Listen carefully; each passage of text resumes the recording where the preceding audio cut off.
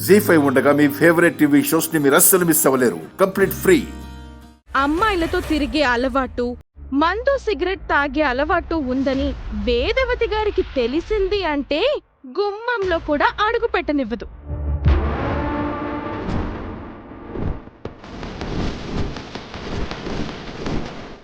పేకాటలు, గుర్ర పందాలు ఆడే అలవాట్లున్నాయని తెలిస్తే అవని నీ మొహం కూడా చూడదు.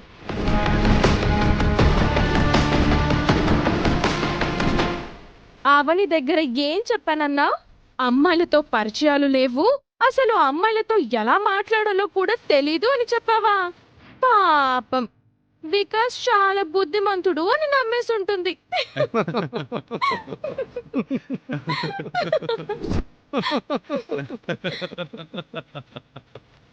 ఎంతో జాగ్రత్తగా ఉండే అవనిని నువ్వు ట్రాప్ చేసావంటే నేను అస్సలు నమ్మలేకపోతున్నాను. నిజంగా నీ గురించి ముద్దు ముద్దు మాటలతో ఎంత బాగా చెప్పిందో తెలుసా? ఆ చిలక పలుకులకి నాకే ముచ్చటేసిందంటే నమ్ము. నీకు లేని అలవాటు లేదని, నువ్వు పెద్ద సైకోవని అవనికి తెలిసిందంటే మాత్రం వెంటనే వెళ్ళి వేదవతి గారికి చెప్పేస్తుంది.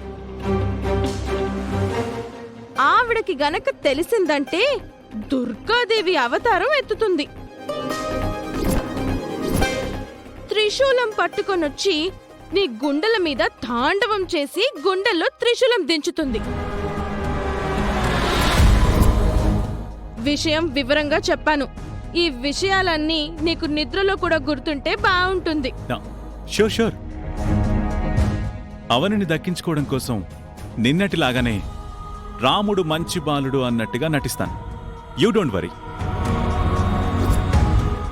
ఇటు చూస్తే నువ్వు నటించటం, ఇటు చూస్తే నువ్వు నటించటం, మీకోసం మేము నటించటం. జీవితం అంటే ఓ నాటకం, అందులో మనమంతా పాత్రలమని ఎవరో కవి అన్నట్టు మనిల్లు పెద్ద రంగస్థలం అయిపోయింది. ఈ నాటకాలన్నీ బయటపడిన రోజున మాత్రం అందరికీ మామూలుగా ఉండదు. అబ్బా, మీరు నెగటివ్ గా మాట్లాడకండి. చేస్తున్నవే నెగిటివ్ పనులు, మళ్ళీ నెగిటివ్ గా మాట్లాడొద్దంటావేంటి? అవని ఇంట్లోనే ఉందా? ఉంది. ఏదో ఒక టైం చూసుకుని ఇంటికి వస్తాను, నా గురించి ఏం ఆలోచించారు అని అడుగుతాను. పెళ్లికి గ్రీన్ సిగ్నల్ ఇచ్చేంత వరకు అవని చుట్టూ తిరుగుతూనే ఉంటా.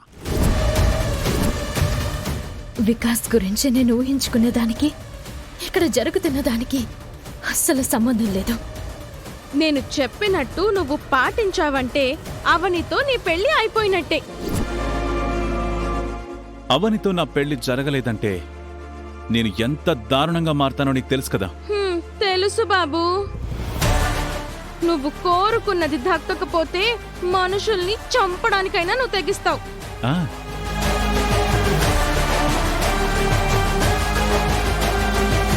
జీ5 యాప్ డౌన్లోడ్ చేసి అన్ని ఎపిసోడ్స్ పూర్తి ఉచితంగా చూడండి.